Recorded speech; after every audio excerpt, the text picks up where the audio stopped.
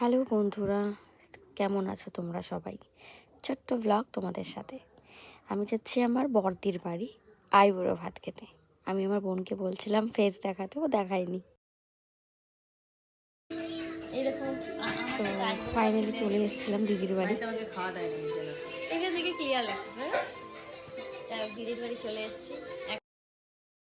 এই শাড়িটা আমাকে দিদি গিফট করেছে, তাই পরে নিয়েছিলাম। একটু সামনে যাও।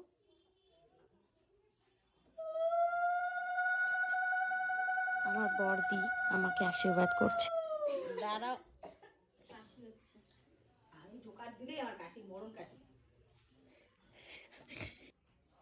দাও। আমার কাকি,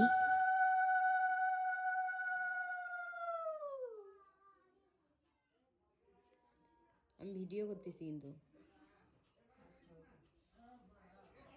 ভিডিওর দিকে তো ফটো তোলা যায়।